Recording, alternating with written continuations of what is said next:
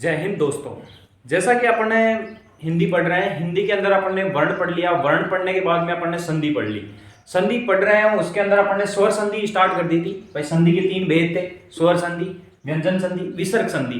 तो उनमें से अपन ने स्वर संधि, पहला टॉपिक स्वर संधि का चल रहा था। स्वर संधि के अंदर अपन ने भाई दो स्वरों के मेल को ही अपन क्या बोलते हैं, स्वर संधि कहा जाता है। मेल या जोड़ को स्वर संधि कहा जाता है। उसके अंदर अपन 5 भाग आते हैं। स्वर संधि के अंदर कितने भाग आते हैं? 5 भाग आते हैं। पहला आता है दीर्घ संधि, दूसरा आता है गुण संधि, तीसरा आता है वर्धी संधि, चौथा आता है यण संधि, पांचवा आता है अयादी संधि। तो अपन ने पहला टॉपिक क्या पढ़ लिया था? जैसे संधि चल रहा था, संधि के अंदर अपन ने दीर्घ संधि पढ़ ली थी। पहला कौन सा पढ़ लिया था? दीर्घ स्वर संधि। दीर्घ स्वर संधि यह अपन ने पढ़ लिया था। दूसरा अपना आता है गुण संधि, गुण स्वर संधि। इसके अंदर अपन ने बेसिक तौर पे अपन ने इसके मैंने आपको नियम तक और परिभाषा बता दी थी, भाई कैसे क्या होता है, कैसे क्या नहीं होती।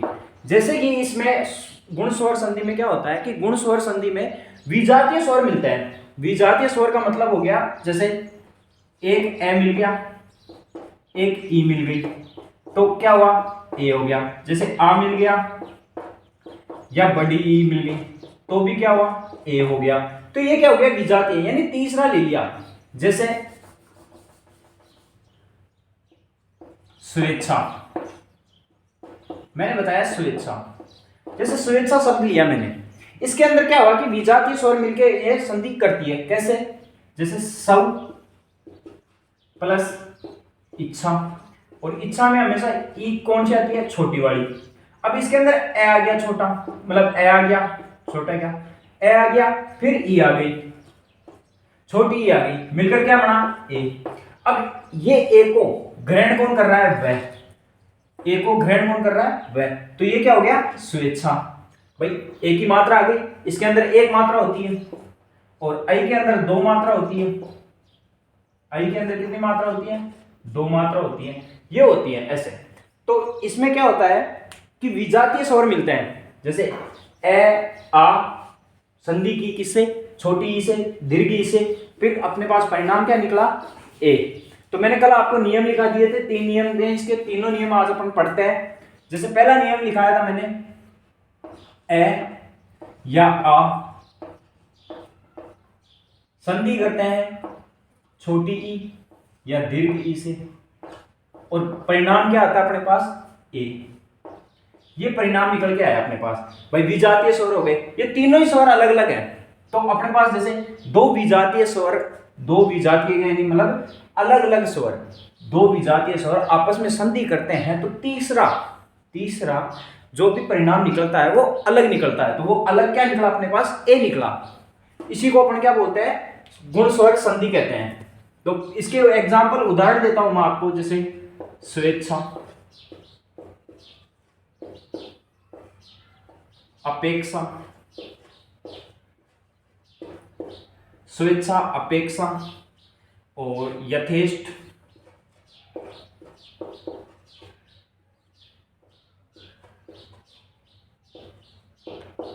गुडाकेश,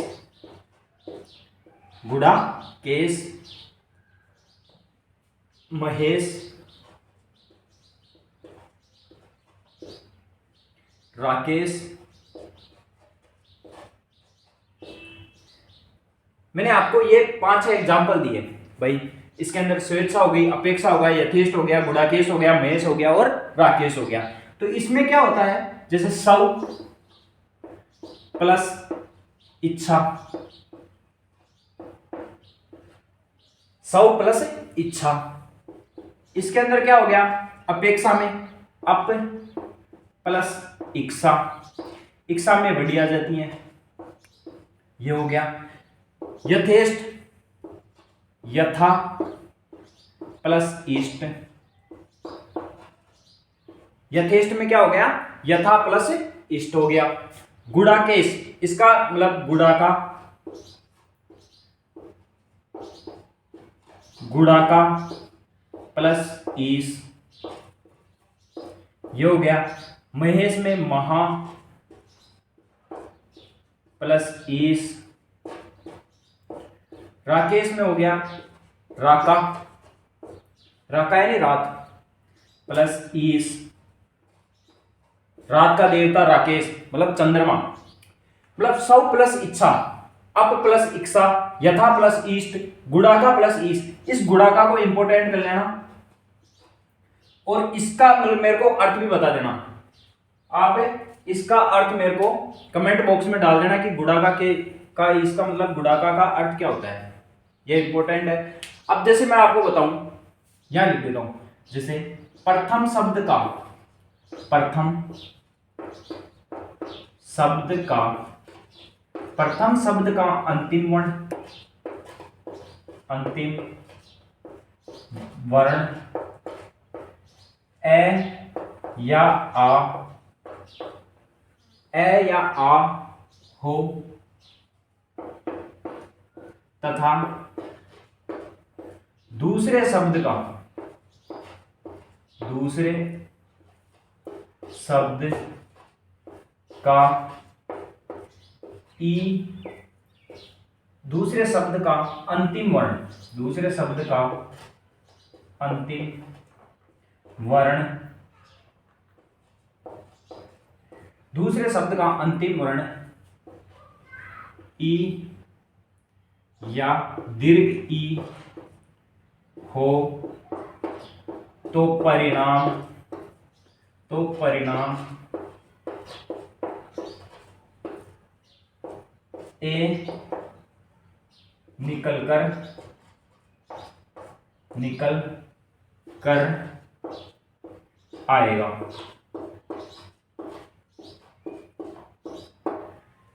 इसमें क्या है कि जैसे प्रथम शब्द का अंतिम वर्ण ए या आ लिया, जैसे प्रथम शब्द लिया पढ़ने कौन सा, स्वेच्छा ली, तो स्वेच्छा में यहां निकल के क्या आया ए, यहां क्या आई ई, बना क्या ए, परिणाम क्या निकल के आया अपने पास ए।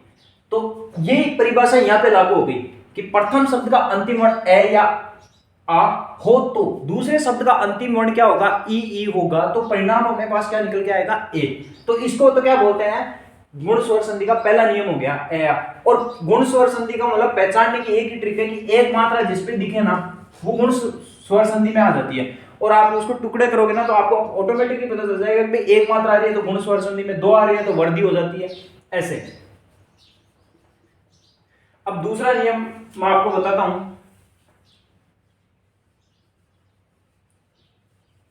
दूसरा नियम था उ का, जैसे ए आ संधि करते हैं उ से, संधि किससे करते हैं उ से। तो दूसरा नियम, ये तीनों नियम बहुत इजी हैं और जितनी प्रैक्टिस करोगे उतना सही रहता है इसमें। ए आ संधि कर रहे हैं छोटे ऊ से और दीर्घ ऊ से, परिणाम क्या बना रहे हैं ओ। अब यहां पे यही हो गया कि भाई दूसरे शब्द का अंतिम वर्ण ऊ आ गया और परिणाम क्या निकल के आएगा अपने पास ओ आ गया। अब इसी परिभाषा के आधार पर मैं आपको बताऊं, प्रथम शब्द का अंतिम वर्ण ए आ गया, भाई तीनों नियमों में ए आ ही आएंगे, तो ए आ गया। दूसरे शब्द का अंतिम वर्ण क्या आ गया अपने पास उ, दूसरे शब्द का अंतिम वर्ण क्या होगा, या तो ये छोटा ऊ होगा या दीर्घ ऊ होगा, और परिणाम क्या निकल के आएगा ओ बन के आएगा अपने पास। तो जैसे मैं एग्जांपल देता हूं आपको, एग्जांपल के हिसाब से जैसे सौपार्जित,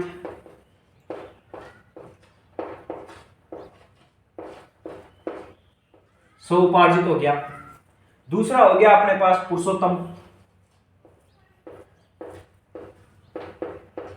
पुरुषोत्तम हो गया, सौपार्जित हो गया, पुरुषोत्तम हो गया, भावोदय हो गया,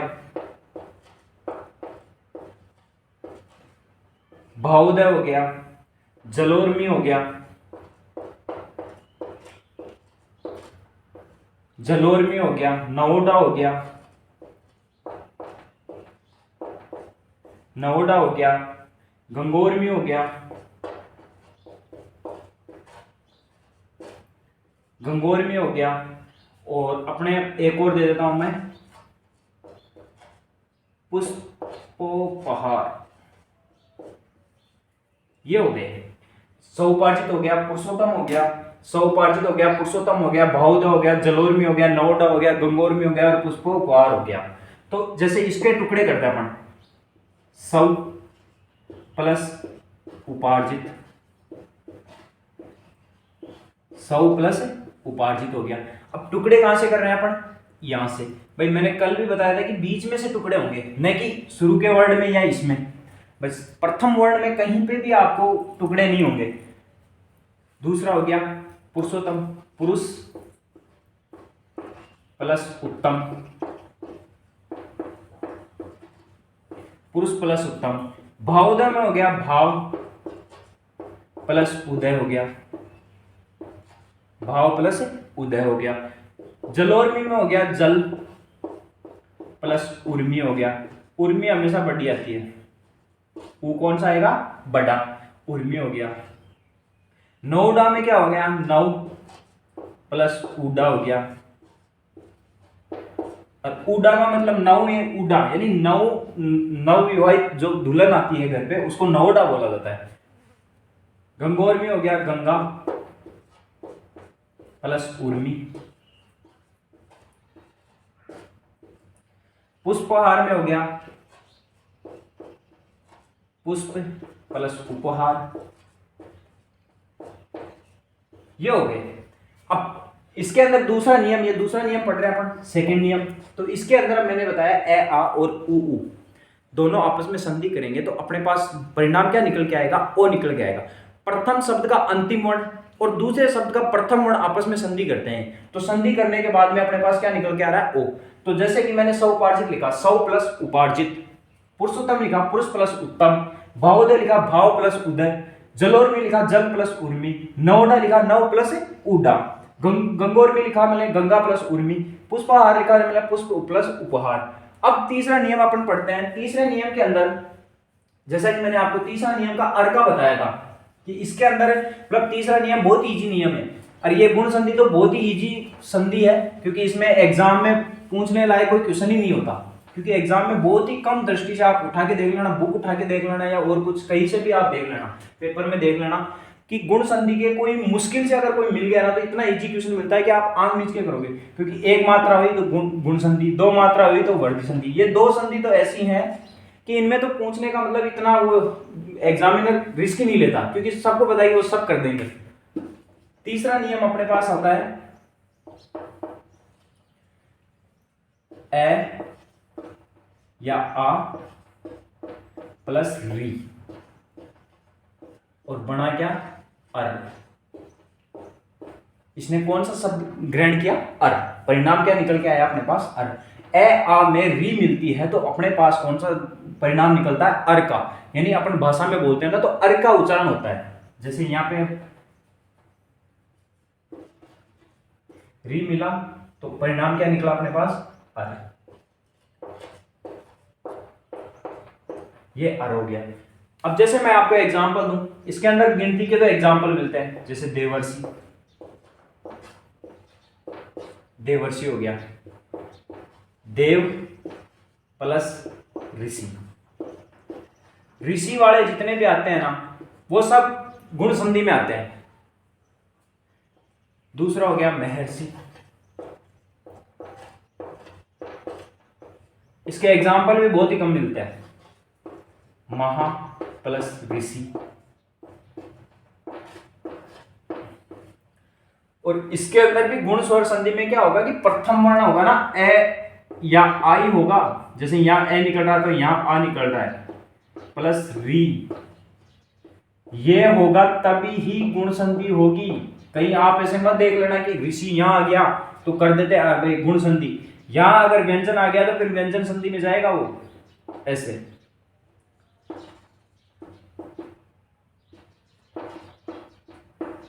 देवर्षि हो गया, महर्षि हो गया, कण्वर्षि हो गया,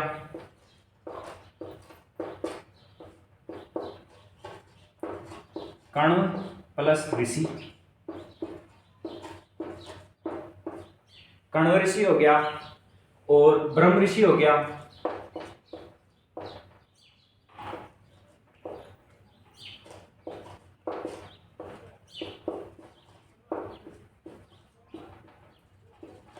ब्रह्म प्लस ऋषि, ये हो गया। ये क्या हुआ कि इसके अंदर देखो भाई, देवर्षि देव प्लस ऋषि, महर्षि महा प्लस ऋषि। अब इसके अंदर ए का उच्चारण परिणाम क्या निकलता है अपने पास, अर निकलता है। तो आप महर्षि बोलो, देवर्षि बोलो, कर्ण ऋषि बोलो या ब्रह्म ऋषि बोलो, तो अर की आवाज अपने पास उच्चारण करते हैं तो अर का उच्चारण होता है अपने पास। तो इसीलिए इसको क्या बोलते हैं, गुण स्वर संधि का तीसरा नियम हो गया अर का नियम। ये आपके पास गुण संधि हो गई। और मैं आपको कल फिर वर्दी संधि, यण संधि, अयादी संधि, तो कल हो सकता है तो ज्यादा ले सकते हैं, अपन 2 संधि ले सकते हैं, वर्दी संधि और यण संधि ले लेंगे, फिर अयादी संधि लास्ट में ले लेंगे, क्योंकि अयादी के थोड़े चार नियम है, आय का, औ का, ऐसे। तो वो थोड़ा लंबा भी पड़ेगा, लिखने में भी थोड़ा आएगा, तो कल शायद 2 ले लेंगे। और आज मैं आपको ये पर्यायवाची शब्द लिखा देता हूं, जैसे कि 5 शब्द अपन लिखते आ रहे हैं।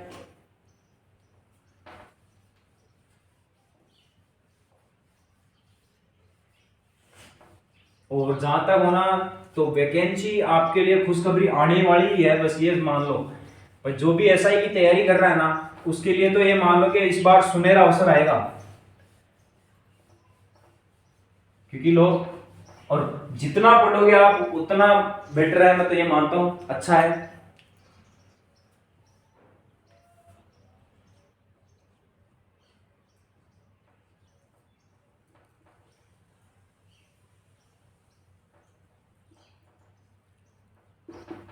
पर्यायवाची शब्द,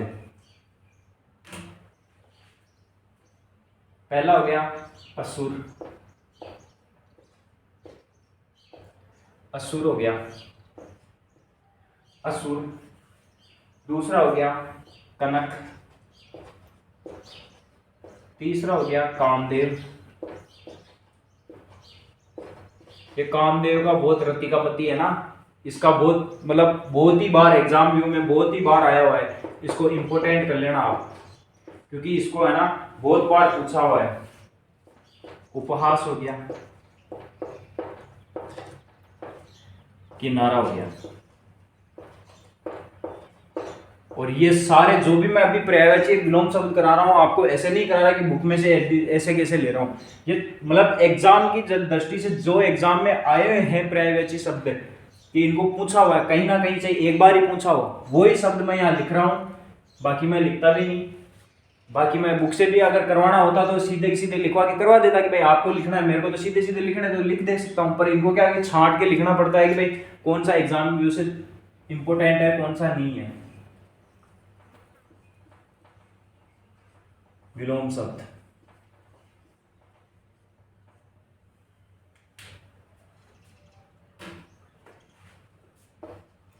आगमन,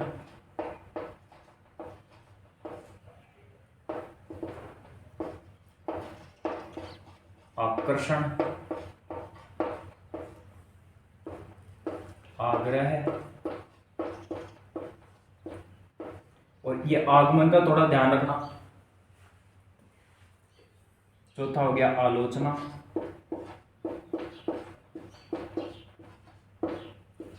और 5वां हो गया आशीष।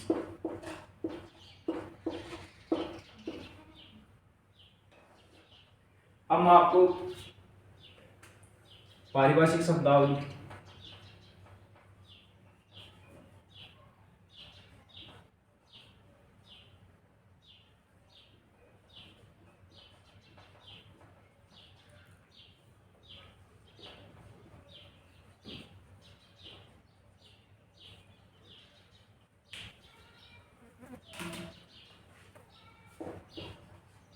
उन्मूलन,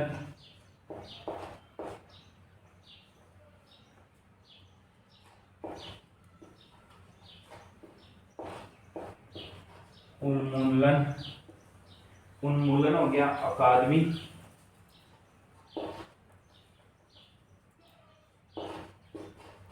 अकादमी, विद्या परिषद,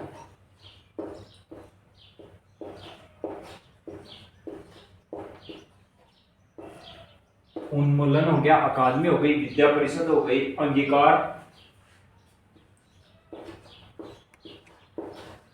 अंगीकार करना। और पांचवा हो गया स्वीकृति।